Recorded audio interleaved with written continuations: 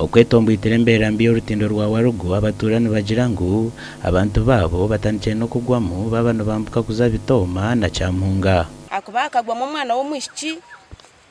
akabanza mu musiza bakamba mwita Ndebesa unkumanya owa kabiri n'umwana w'omwishiki zina tinkurumanya nawe no wakachweka kwa kagongo ako ntugwenda gwenera mugogogu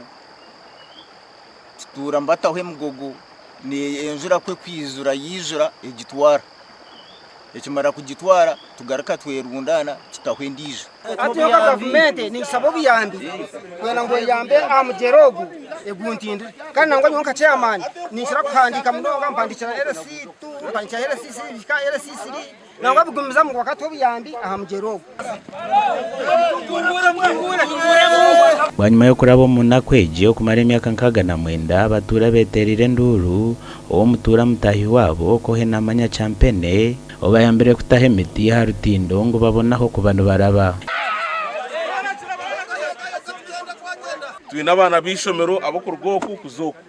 so obubere buryo buzubwamani so abataka bambicirira na foundation yanje bagira ngo njije mbayambeho neija so erizoba twabakwatiraho twateka emiti nzo kwatera makoko twakore kugira ngo muntu tubase kurabaho turabye bebihingwa turabyeho buri kimwe cyona nabana bafune access yo kuzoma shomero Champene yashabira bataka kureba ngo bakore Rutindo rubakozire kurabiro mu ruburungi bwansi ngo hati rubayamba mu bientasya kandi utakora Rutindo haturuka abantu rwabo rwo kutwara abashuma rukabano rwabo rwo kutwara kwibembuza abantu bakazara byaha twahona twahurira ngo ebindi ngo ntuba kwambara abantu so ntwendo ruguto rukuturarukore nkimwe nkabataka turukoze se emirimo y'ishemeye kuzikozesa beno tekana samunonga abana bitu babambaza yishomero umuterezi nanakitwe abatura twanduko misiri yitu ntaterwa munonga nsima nareba ukore koheri tekatekaho akacereza ibikoresho ahagurugutoro